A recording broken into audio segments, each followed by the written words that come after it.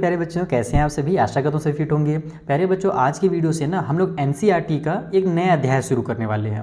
वैसे तो हमने पिछले बार ही एनसीईआरटी कंप्लीट करा दिया था, लेकिन पिछले साल पुराना बुक था, अब वो बुक थोड़ा सा चेंज हुआ है। जो क्वेश्चन हैं वो कम किए गए हैं सीबीएसई के द्वारा। तो हम लोग भी अब क्या करने वाले हैं, इस साल हम लोग कंप्लीट एनसीईआरटी सॉल्व करेंगे, जिसमें हम लोग लेटेस्ट जो एडिशन है हमारा 2024-25 के लिए ये बुक यूज़ करने वाले हैं। और आगे भी देख लेना, अगले साल इसके बाद 25-26 में या 26-27 में भी हमारा यही बुक यूज़ होगा, क्योंकि अब हमारे पास जो रिड्यूस सिलेबस है ना, वो वाला बुक हमारे पास आ गया है। ठीक है, तो चलिए स्टार्ट करते हैं और इन क्वेश्चंस को कैसे सॉल्व करना है वो सीखते हैं। बाकी अगर आपने अभी तक चैनल सब्सक्राइब नहीं किया है तो फटाफट कर देना। साथ ही अगर आपको इसके नोट्स चाहिए तो इसके जो नोट्स है ना, आपको मैं टेलीग्राम पे भेज दूंगा पीडीएफ के फॉर्म में, तो वहाँ से आप इसके नोट्स भी डाउनलोड कर सकते हो। उससे अपने नोट्स वगैरह कंप्लीट करने में आपको आसानी होगी। ठीक है, तो टेलीग्राम ज्वाइन कर लेना। सारी चीज़ों का लिंक मैंने डिस्क्रिप्शन बॉक्स में दे दिया है। तो चलिए स्टार्ट करते हैं। पहला क्वेश्चन क्या है भैया, is zero a rational number? क्या जीरो एक रैशनल नंबर है? Can you write it in the form P by Q? क्या हम इसे पी बाई क्यू के फॉर्म में लिख सकते हैं? Where P and Q are integers and Q is not equal to zero. ठीक है, यानी कि हमारे पास क्यू क्या हो, या पी और क्यू दोनों इंटीजर हो, और नीचे में जो क्यू है ना, बस वो जीरो नहीं होना चाहिए, उसके अलावा कोई भी नंबर हो सकता है।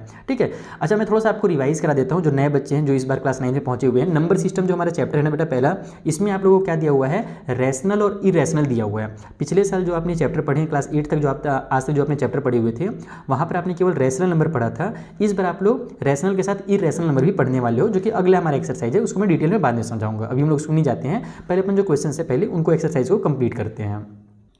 तो देखो, इसका आंसर पूरा क्वेश्चन से उतार देना आपको कि हाँ, जीरो जो है हमारा वो एक रैशनल नंबर है। बस जहाँ पर इज दिया होता है ना, बस उसके शुरू में यस लगा देना कि yes zero is a rational number. Zero हमारा एक रैशनल नंबर है, और ये जो है हमारा रिप्रेजेंट किया जा सकता है पी बाई क्यू के फॉर्म में, जहाँ पर पी और क्यू हमारे इंटीजर्स होंगे और क्यू जो होगा वो इक्वल टू जीरो नहीं होगा। तो जीरो को हम लोग कैसे लिख सकते हैं, देखो ये ध्यान रखना कि हम लोग जीरो डिवाइड बाई 1 लिख सकते हैं, जीरो डिवाइड बाई 2 लिख सकते हैं, जीरो डिवाइड बाई 3 लिख सकते हैं। इस तरीके से हम लोग लिख सकते हैं। तो जीरो जो होगा वो हमारा एक रैशनल नंबर हो जाएगा। लेकिन एक चीज़ याद रखना, बट इस चीज़ को यहाँ पर मैं बस मेंशन कर दे रहा हूँ, हमारे पास अगर 1 डिवाइड बाई 0 दिया हुआ है तो ये हमारा एक रैशनल नंबर नहीं होगा ना, ये हमारा रैशनल नंबर नहीं कहलाएगा, नंबर नहीं है। इस तरीके से मैं शॉर्टकट में लिख देता हूं ताकि आप लोगों को बाद में याद रहे।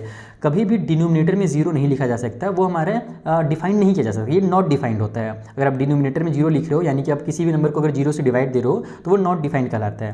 लेकिन जीरो को किसी भी नंबर से डिवाइड दिया जा सकता है। इसका मतलब ये होगा कि इसका जो आंसर निकल करके आएगा ना, वो जीरो निकल कर आएगा। 0/1 इक्वल टू जीरो होता है। ओके, तो बस ये चीज़ मुझे आपको जरूरी बताना था इस वाले क्वेश्चन में। ये हमेशा ध्यान रखना कि नीचे में जीरो हम लोग नहीं लिख सकते, वो रैशनल नंबर नहीं कहलाएगा। तो ये हमारा पहला क्वेश्चन हुआ। आइए सेकंड क्वेश्चन देखते हैं वहाँ पर क्या है। सेकेंड क्वेश्चन और भी मजेदार है। यहाँ पर बोल रहा है कि find 6 rational numbers between 3 and 4। 3 और 4 के बीच में 6 रैशनल नंबर बताने हैं आपको, और इस टाइप से क्वेश्चन मैंने आपको क्लास 8 में भी सिखाया है। आइए फटाफट इसको हम लोग सॉल्व करते हैं।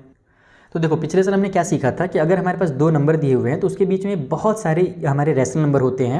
ये हमने पिछले साल आपको सिखाया हुआ है, और वही रूल हम लोग यहाँ पर भी यूज़ करेंगे। जरूरी नहीं है कि अगर ये क्वेश्चन एग्जाम में आता है तो जैसा आपके टीचर ने क्लास में कराया सेम टू सेम आपको वैसे ही करना, बिल्कुल जरूरी नहीं है। कई बार टीचर बोलते हैं कि बच्चा अगर 6 रैशनल नंबर बोला है तो ऊपर नीचे 6 + 1 यानी कि 7 से मल्टीप्लाई कर दो, या ऐसे वैसे बहुत सारे तरीका बताते हैं। मैं आपको एकदम सिंपल तरीका बताया हूँ, मैंने पिछले बार भी सिखाया ना, वही तरीका हम लोग यूज़ करेंगे। देखो 3 है ना, 3 को हम लोग जानते हैं कि 3 को हम लोग 3/1 लिख सकते हैं। नीचे में हमेशा 1 एक छुपा हुआ रहता है 3 के।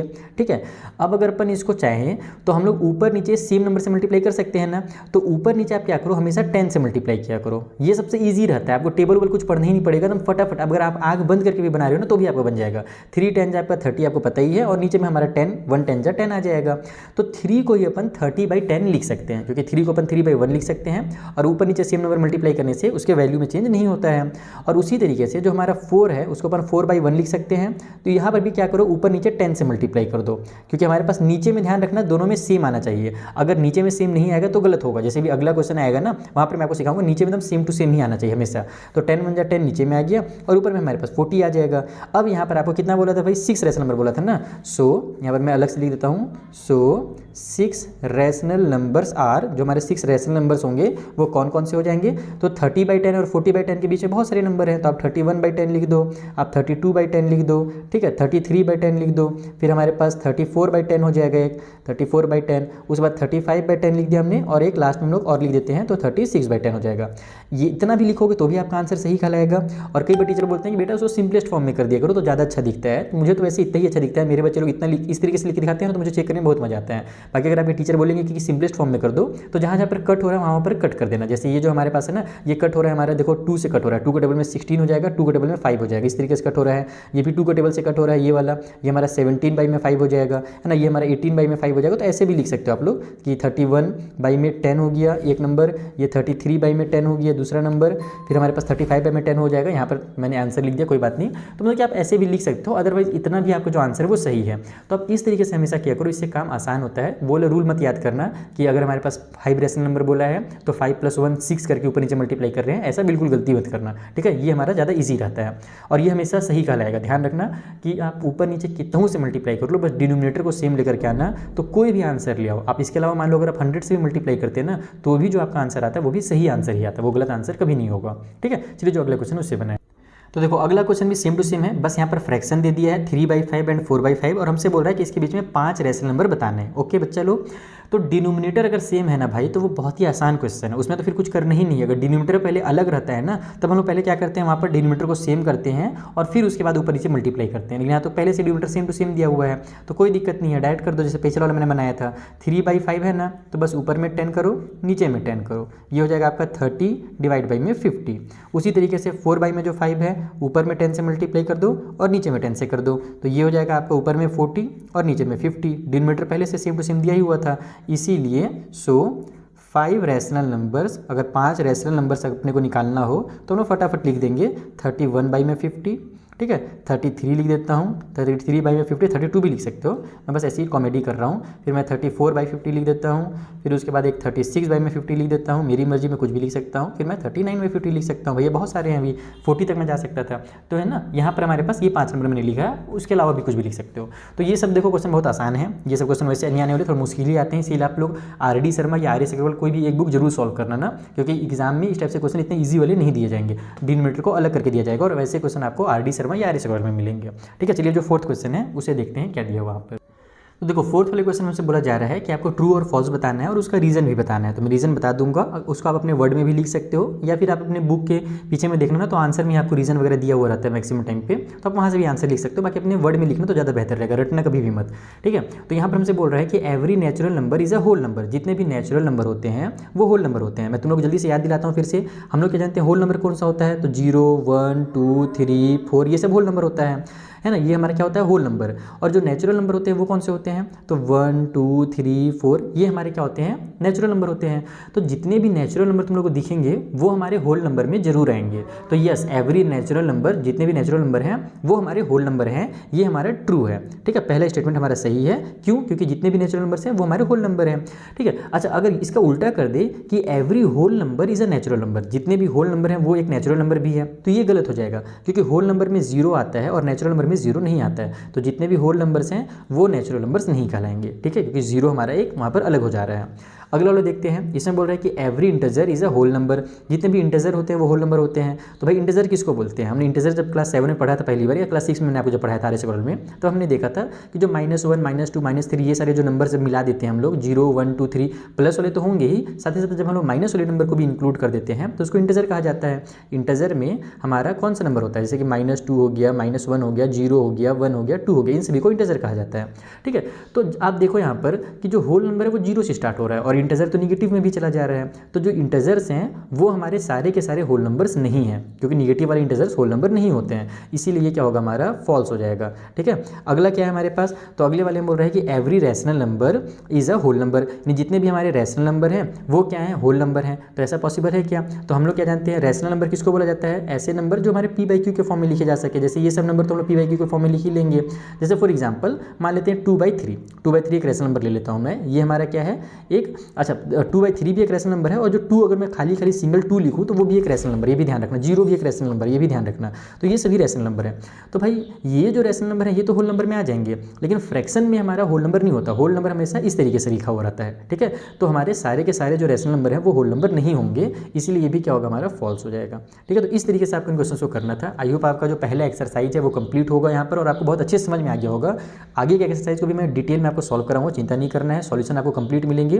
बीच में मैं इंट्रोडक्शन वीडियोस भी बनाऊंगा अपने डिजिटल बोर्ड में, तो वो भी आपको देखना है, ठीक है बच्चा लोग। तो चलिए मिलते हैं हम लोग किसी नेक्स्ट वीडियो में, तब तक के लिए thank you for watching. Subscribe कर लेना, अपने फ्रेंड से शेयर कर देना, थोड़ा सा मुझे मोटिवेट कर देना यार कमेंट करके भी। अब मिलते हैं नेक्स्ट वीडियो में। हेलो मेरे प्यारे बच्चों, कैसे हैं आप सभी। आशा करता हूँ सभी फिट होंगे। प्यारे बच्चों, आज की वीडियो में हम लोग न्यू एनसीईआरटी बुक का एक्सरसाइज 1.2 करने वाले हैं, जहां पर हमारे पास इर्रेशनल नंबर से रिलेटेड क्वेश्चन भी दिया हुआ है। तो अभी तक तो आपने इर्रेशनल नंबर पढ़ा ही नहीं है, तो कैसे ये क्वेश्चन बना सकते हो। तो चलिए मैं थोड़ा सा बस आपको एग्जाम्पल देता हूँ कि इर्रेशनल नंबर और रैशनल नंबर होते क्या है। देखो भाई, आज तक जो आपने पढ़ा, सबसे पहले नेचुरल नंबर 1 2 3 4 पढ़ा। ठीक है, मैं इसको आपको यहाँ पर एक सर्कल के थ्रू बताता हूँ। सबसे पहले आपने नेचुरल नंबर पढ़ा 1 2 3 4। ठीक है, उसके बाद फिर आपने क्या पढ़ा, एक होल नंबर पढ़ा जिसमें आपने जीरो भी ऐड कर दिया, तो 0 और 1 2 पढ़ते हैं तो इसको होल नंबर बोलते हैं। फिर आपने उसके बाद क्या पढ़ा, उसके बाद आपने इंटजर पढ़ा था। इंटजर में माइनस वाले नंबर आ जाते हैं, -1 फिर 0 फिर +1, ये सब इंटजर हो जाते हैं। उसके बाद आपने रैशनल नंबर पढ़ा था। रैशनल नंबर हमारा p/q के फॉर्म में होता है, जैसे 2/3 हो गया, या फिर 2 है तो वो भी रैशनल ही है क्योंकि उसके नीचे 1 छुपा हुआ है। अब आ जाओ इर्रेशनल में। इर्रेशनल नंबर क्या होते हैं ना, देखो जो हमारे पास डेसिमल में नंबर दिया हुआ रहे, ध्यान रखना, इर्रेशनल जरूरी नहीं डेसिमल में दिया हुआ रहे, बस एग्जांपल में थ्रू मैं समझाता हूँ कि इर्रेशनल नंबर में क्या होते हैं। ऐसे नंबर जिसको जब हम लोग लिखते हैं ना, उसका जब डेसिमल फॉर्म हम लिखते हैं तो वो कभी भी रुकता नहीं है, वो एकदम टर्मिनेट होता ही नहीं है वो, और रिपीट भी नहीं होता है। मैं आपको एग्जांपल के थ्रू समझाता हूँ। जैसे कि मान लो एक नंबर में लिख रहा हूँ ना, यहाँ पर मैं नंबर लिख देता हूँ एक, जैसे कि मान लेते हैं अपन 2.3 डेसिमल नंबर लिखा मैंने। ये क्या हुआ कि डेसिमल के बाद 3 में पहुँचा और ख़त्म हो गया, तो ये क्या कहलाएगा, एक रैशनल नंबर कहलाएगा। ठीक है, उसी तरीके से मान लेते हैं 2.3333, यानी खत्म नहीं हो रहा। कि बार होता है ना, हम डिवाइड करते लेकिन खत्म नहीं होता है, डैश डैश आगे जाते जा रहा है, तो इसमें लेकिन खत्म तो नहीं हो रहा है, बट ये 3 रिपीट हो रहा है बार बार, तो ये भी क्या है, एक रैशनल नंबर है। लेकिन अगर मैं इसको ऐसे लिखूं 2.3, फिर मान लो आ गया 1, फिर आ गया 3, फिर आ गया 2 बार 1, फिर आ गया 3, फिर आ गया 3 बार 1, फिर आ गया 3, तो अब आएगा 4 बार 1, तुम लोग पता ही है पैटर्न चल रहा है, फिर 3 आएगा। और इस तरीके से ये क्या हो रहा है कि ख़त्म भी नहीं हो रहा है और रिपीट भी नहीं हो रहा है। देखो ना, पहले मान लो कि इसको 31 आया था तो 311 आया, फिर 3111 आया, यानी कि पहले 1 टाइम 1 आया, फिर 2 टाइम 1 आया, तो इसको रिपीट नहीं कहा जाएगा। ये बार बार एक नया नंबर आता जा रहा है और ख़त्म भी नहीं हो रहा है, तो ऐसे नंबर को ही बोला जाता है इर्रेशनल नंबर। हम लोग भी आगे बहुत डिटेल में सीखेंगे, खास करके RD शर्मा और RS वाल की बुक में जब हम लोग को दिया रहता है ना कि दो नंबर्स के बीच में रैशनल नंबर निकालिए, इरेशनल निकालिए, तो वो क्वेश्चन हम लोग करते हैं। बाकी इस वाले एक्सरसाइज में जो सबसे इंपॉर्टेंट है वो है √5 वाला क्वेश्चन कि √5 को नंबर लाइन में रिप्रेजेंट करो। और इसके अलावा जो आपके एग्जांपल्स में √2 और √3 दिया है ना, वो क्वेश्चन भी इंपॉर्टेंट है, लेकिन वो क्वेश्चन मैं यहाँ पर नहीं कराऊंगा। जब मैं RD शर्मा या RS वाल की बुक आपको कराऊंगा ना, तो उसमें वो क्वेश्चन एक्सरसाइज में दिए हुए हैं, तब हम लोग वहाँ पर √2 और √3 वगैरह को सॉल्व करना सीखेंगे। ठीक है, तो आई होप आपको समझ में आ गया होगा कि क्या होता है कि हमारे पास 3.3 फंडिंग, कोई भी अगर ऐसा नंबर दिया हुआ है, जब हम लोग उसको सॉल्व कर रहे हैं, फिर उसको डेसिमल वाला जब हम लोग एक्सपेंशन लिख रहे हैं, तो ना ही वो रिपीट हो रहा है और ना ही वो टर्मिनेट हो रहा है। इसको बोलते हैं नॉन रिपीटिंग, नॉन टर्मिनेटिंग, है ना, नाइदर रिपीट नॉर टर्मिनेट। ठीक है, यानी कि नहीं टर्मिनेट हुआ नहीं रिपीट हुआ, तो ऐसे नंबर को इरेशनल बोलते हैं। उसके अलावा अगर कोई नंबर रूट वाला हमारे पास दिया हुआ है जो रूट से कंप्लीट बाहर नहीं निकल पाएगा, जैसे कि मान लो √2 दिया हुआ है, तो √2 हम लोग जानते हैं रूट से कंप्लीट बाहर नहीं निकल सकता। अगर √4 दिया रहेगा तो √4 तो हमारा 2 बन करके बाहर निकल जाएगा। तो ऐसे नंबर जो हमारे इसके बाहर निकल जाए रूट के, वो हमारे क्या कहलाएंगे, बोल सकते हो रैशनल नंबर। लेकिन ऐसे नंबर जो हमारे रूट से बाहर ही नहीं निकल पाए, जैसे कि हमारे जो प्राइम नंबर होते हैं, 2 हमारा एक प्राइम नंबर है, अगर मैं √3 लिखूँ तो प्राइम नंबर होगा, √5 प्राइम नंबर होगा, √11 प्राइम नंबर होगा, √13 प्राइम नंबर होगा, तो वो नंबर्स क्या होते हैं, हमारे इर्रेशनल नंबर होते हैं, क्योंकि उनका भी जब वैल्यू निकालोगे ना तो उसी तरीके से वो निकल करके आता है। ओके, तो ये कुछ थोड़ा सा जानकारी था रैशनल और इर्रेशनल के बारे में। अब एक चीज़ और समझ लो, हमने क्या पढ़ा था कि ये सारे जो नंबर्स होते हैं अलग अलग नाम रहते हैं ना। अब एक थैला पकड़ो, आप लोग क्या पकड़ो, एक थैला पकड़ो, और इस थैले में सारे रैशनल नंबर को भी भर दो। रैशनल नंबर कौन से हैं, ये सभी क्या हमारे रैशनल नंबर है। ठीक है, ये हमारे रैशनल नंबर पकड़ लिए, और उसमें इर्रेशनल भी डाल दो। तो रैशनल और इर्रेशनल को मिला करके जब हमारा ग्रुप बनता है ना, उसको कहा जाता है रियल नंबर। उसको क्या बोलते हैं, real number. Okay, rational number और इर्रेशनल नंबर सभी को मिला दो, तब हमारा जो ग्रुप बनता है उसको बोलते हैं real number. Is that clear. अब हम थोड़े क्वेश्चंस करते हैं, और बाकी देखो एनसीईआरटी करने के साथ साथ आपको एक ना एक कोई ना कोई से आपको या तो RD शर्मा या तो RS सवाल जरूर करना चाहिए, ताकि आपकी जो क्वेश्चन की प्रैक्टिस है ना वो ज़्यादा अच्छे से हो सके। बाकी देखो पहला क्वेश्चन क्या है कि every irrational number is a real number, तो बिल्कुल सही है। हमने क्या देखा, रियल नंबर क्या होते हैं, तो रैशनल और इर्रेशनल को मिला करके रियल नंबर बनता है। और यहाँ पर लिख दिया है कि जितने भी इर्रेशनल हैं वो रियल नंबर है, तो बिल्कुल जितने भी इस दुनिया में इर्रेशनल नंबर होंगे वो हमारे रियल नंबर के अंदर ही आएंगे, तो ये तो हमारा ट्रू हो गया। ठीक है, इसका रीजन वगैरह आप लोग चाहो तो लिख सकते हो बुक से देख करके, बाकी एग्जाम में रीजन लिखने के लिए नहीं आता है, वो तो बस ट्रू फॉल्स के लिए आता है। तो इसका हो गया ट्रू हमारा।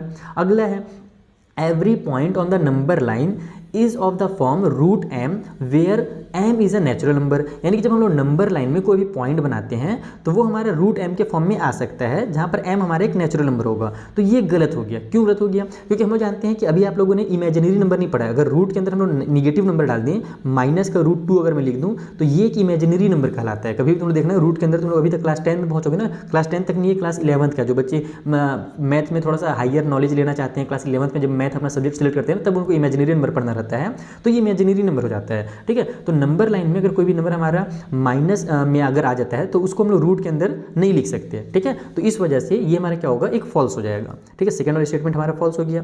थर्ड में क्या बोल रहे हैं कि every real number is an irrational number, कि जो रियल नंबर होते हैं हमारे, जितने भी रियल नंबर है वो इरेशनल होंगे। तो ये उल्टा कर दिया इसी को, और ये गलत हो गया। क्यों गलत हुआ, ध्यान से समझो। हमसे बोल रहा है कि जितने भी रियल नंबर है, एवरी रियल नंबर, वो सभी इरेशनल होंगे। तो ये तो गलत बात है, क्योंकि हम जानते हैं कि रियल के अंदर रैशनल भी आता है और इरेशनल भी आता है। जैसे फॉर एग्जांपल के लिए मान लो मैं 5 ले लेता हूँ। 5 क्या है, एक हमारा रियल नंबर है। कोई भी नंबर जो होता है वो रियल नंबर के अंदर ही आता है, चाहे वो रैशनल हो या इरेशनल हो। तो मैंने एक रैशनल का एग्जांपल लिया कि 5 हमारा क्या है, एक रैशनल